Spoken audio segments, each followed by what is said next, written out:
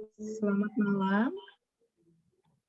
Perkenalkan, kami dari kelompok penilaian bisnis. Nama saya Awi Budha Herulita. NIM saya 180511509. Perkenalkan teman saya juga ada Nur Fitriani.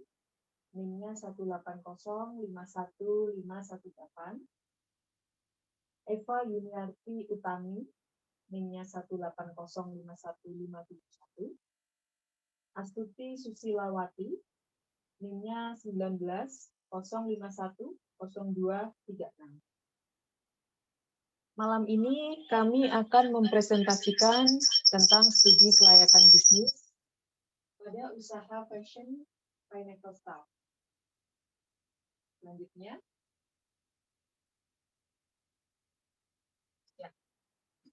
latar belakang pemilik usaha memulai usaha ini adalah karena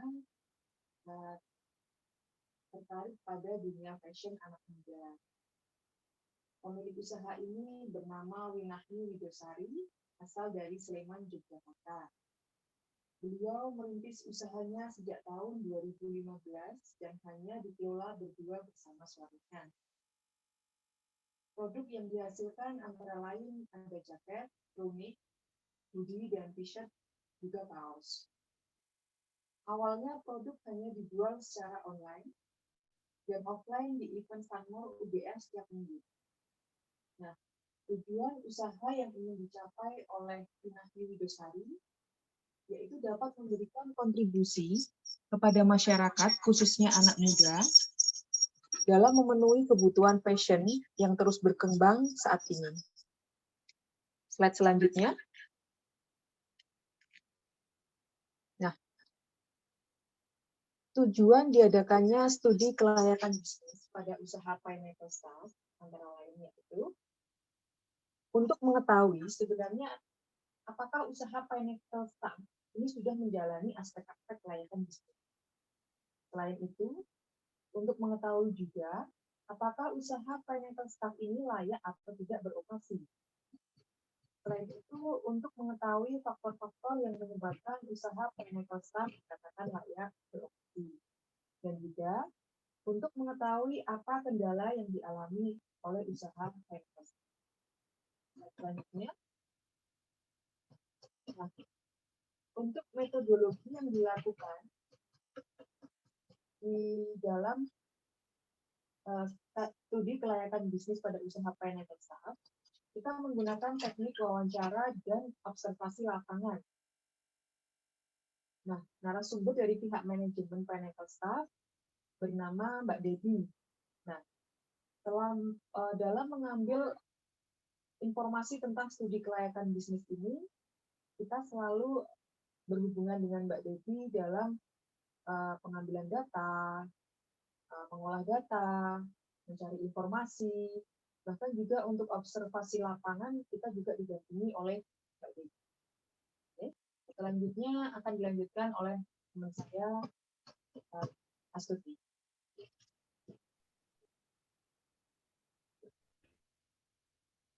Terima kasih Mbak Awi. Saya akan melanjutkan untuk presentasi kelompok kami untuk aspek kelayakan manajemen dalam menjalankan sebuah bisnis yang perlu menjadi perhatian para pebisnis, yakni kebijakan dan target tahunan, sumber dan struktur organisasi, produksi atau operasi dan SDM, budaya perusahaan, lingkungan sekitar, kemauan untuk berubah, restrukturisasi, serta sistem kompensasi.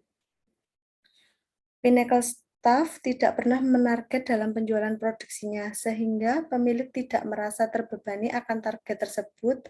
Dalam mekanisme evaluasi manajemen, Pineapple Staff belum menerapkan sehingga prioritas pengembangan divisi atau departemen atau unit usaha masih kurang efektif dan belum dapat menerapkan sistem target measurable, konsisten, reasonable, challenging, clear, understood, timely, dan variable. Resource allocation Untuk financial resource dalam Pinnacle Staff tidak bisa dijadikan acuan karena masih konvensional sehingga rencana alokasi masih disesuaikan dengan kebutuhan produksi. Physical resource dalam Pinnacle Staff merupakan bahan yang digunakan untuk membuat jaket tersebut. Setiap produksi Pinnacle Staff menghabiskan kurang lebih 5 rol kain dan dapat menghasilkan kurang lebih 500 jaket. Human resource atau jumlah karyawan Pinnacle Staff yaitu 10 orang, termasuk karyawan produksi dan penjualan. Technological research yang dilakukan Pinnacle Staff yaitu melalui media sosial Instagram dan e-commerce Shopee. Pinnacle Staff belum ada struktur organisasi. Pinnacle Staff hanya dikelola oleh pemilik dan karyawannya saja, sehingga belum ada penerapan restructuring yang jelas dan terarah. Selama ini, Pinnacle Staff hanya memproduksi sesuai kemampuan produksi dan modal yang ada. Dalam melakukan produksi, jaket Pinnacle Staff tidak mengakibatkan dampak lingkungan secara langsung, karena bahan yang digunakan tidaklah merugikan bagi lingkungan sekitar. Untuk dapat meningkatkan produksi dan operasional Pinnacle Staff selalu untuk berusaha mengupdate bahan-bahan dan tren desain-desain yang terbaru untuk meningkatkan pendapatan sehingga produk terkesan up to date. Untuk meningkatkan human resource, Pinnacle Staff selalu berusaha untuk memberikan arahan-arahan, update desain, dan motivasi kepada karyawan agar tetap selalu dapat memenuhi desain-desain jaket terbaru yang trendy dan berjiwa muda. Untuk selanjutnya akan dilanjutkan oleh teman saya, Mbak Nur Fitriani.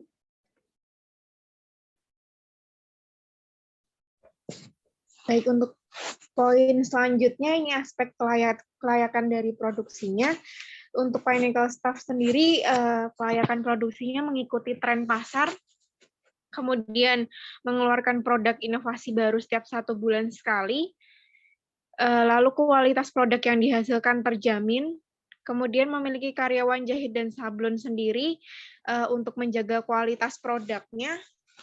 Lalu dalam setiap event mampu memproduksi sekitar 1.000 hoodie.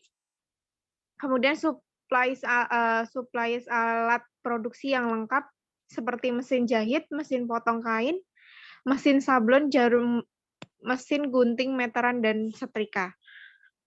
Untuk slide selanjutnya, Mbak.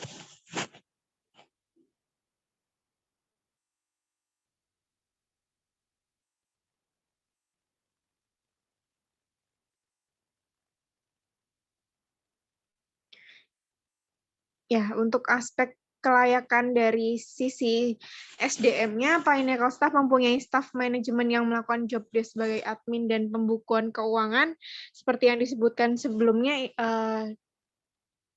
atas nama Mbak Debbie sendiri untuk admin dan pembukuan keuangannya.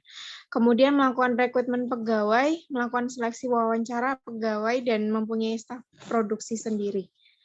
Kemudian untuk slide selanjutnya, bisa dijelaskan oleh Mbak Eva. Baik, terima kasih Mbak Nur Fitriani. Sebentar saya akan share screen.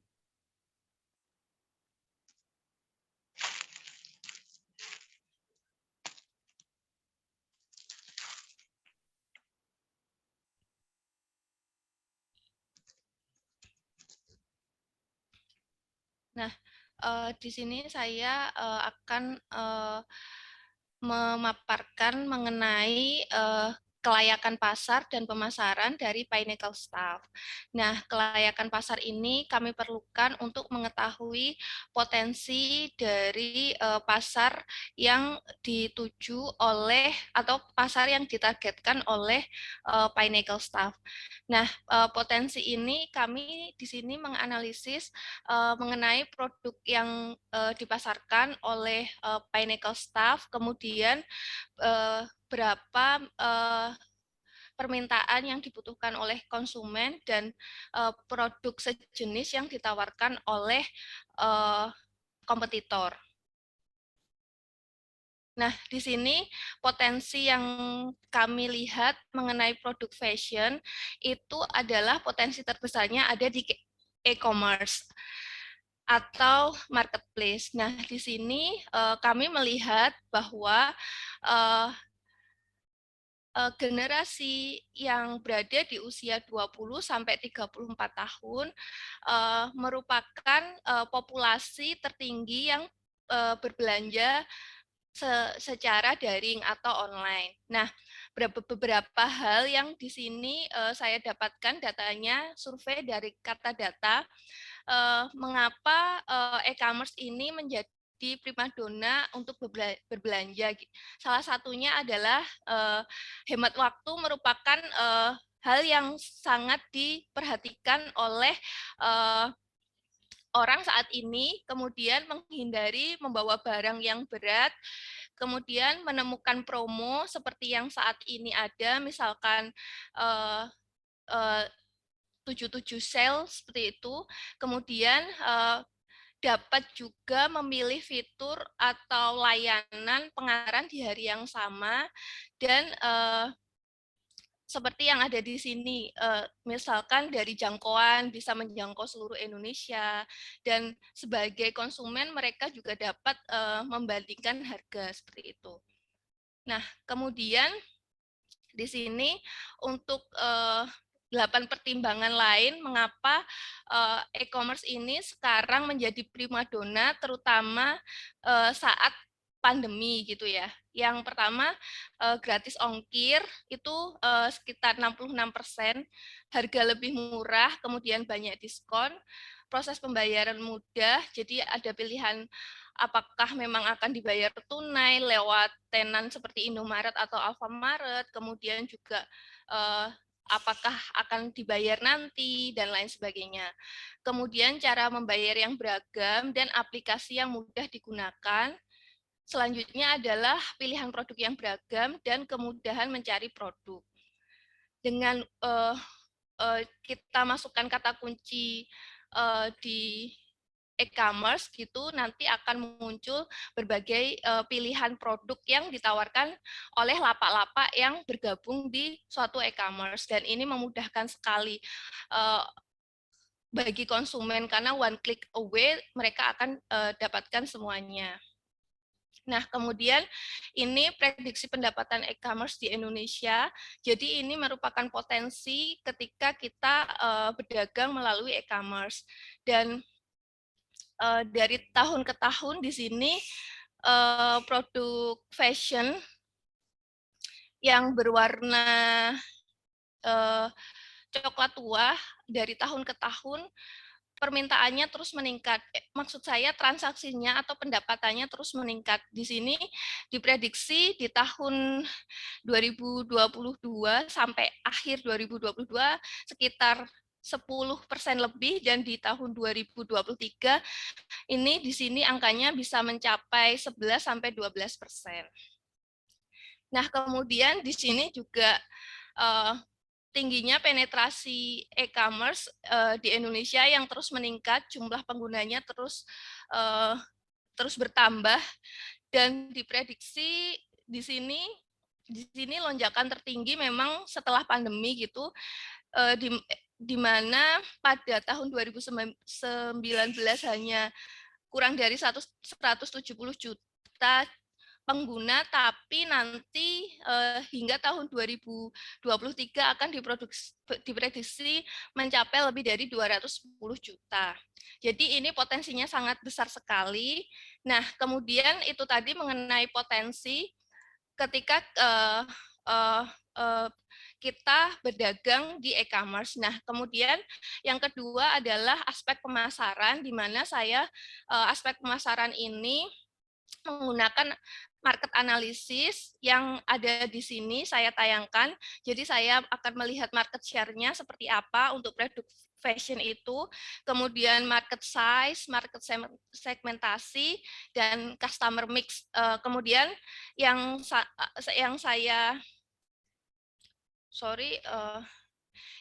saya temukan juga spending group-nya. Nah, di sini ketika kita melihat mengenai market share, produk fashion ini adalah tertinggi market share-nya dibandingkan dengan produk-produk lain. Nah, produk fashion sendiri kalau kita berjualan di e-commerce itu bisa mencapai 22%.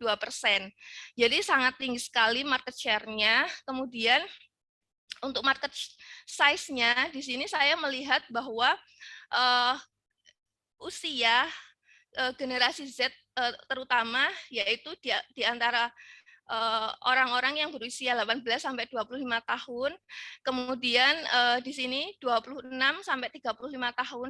Mereka dari market size-nya sangat tinggi karena pendapatan mereka 50 di sini 5,2% hingga 5,4%-nya dihabiskan untuk berbelanja melalui e-commerce.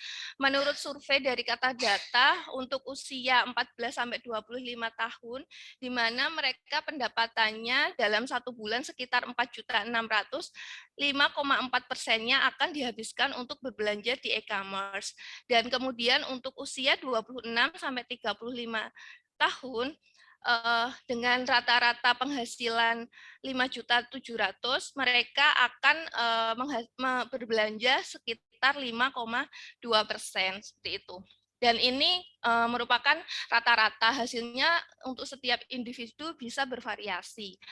Nah, kemudian di sini saya juga melihat market size di mana generasi Z mereka membelanjakan uangnya lebih banyak untuk belanja komunikasi, yaitu sebesar 72,9%, di mana artinya salah satunya adalah paket kuota internet, di mana itu karena lonjakan penggunaan smartphone yang tinggi dan Internet of Things atau IoT yang masuk sehingga e-commerce mendukung adanya ekosistem e-commerce ini. Jadi banyaknya generasi Z menggunakan e-commerce ini, ya salah satunya adalah adanya IoT dan smartphone. Kemudian di situ ekosistem e-commerce menjadi berkembang cukup baik, ditambah pula dengan adanya pandemi saat ini. Kemudian untuk market segmen, untuk Pinnacle Staff, saya melihat bahwa market segmentasi yang dituju oleh Pinnacle Staff, dia adalah generasi Z, di mana Pinnacle Staff itu memproduksi jaket atau hoodie, kemudian crew neck, kemudian crop top, dan lain-lain. Itu memang ketika saya menggali informasi, pemiliknya itu fokus pada generasi muda di mana usianya antara 18 sampai 25 tahun.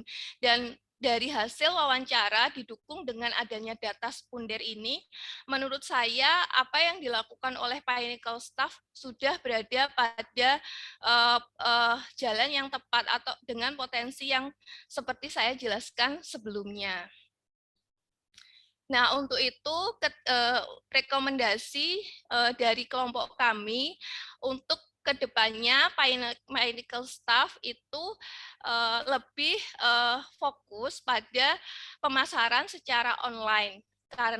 Karena dengan ditunjukkan dengan data-data sekunder tadi, e-commerce merupakan tempat belanja fashion tertinggi. Nah, di sini untuk fashion, ini adalah 10 e-commerce yang menjadi favorit belanjanya, yaitu salah satunya Zalora. Nah, seperti itu rekomendasi karena yang kami ketahui bahwa Pinnacle Staff di sini masih memasarkan produknya melalui Shopee. Nah, selanjutnya rekomendasi dari kami untuk merambah ke e-commerce lain yang fokus pada fashion. Nah, itu tadi akhir dari presentasi kelompok kami. Apabila ada kekurangan, kami mohon maaf. Sekian dari presentasi kelompok kami. Wabillahi taufik wal hidayah. Wassalamualaikum warahmatullahi wabarakatuh.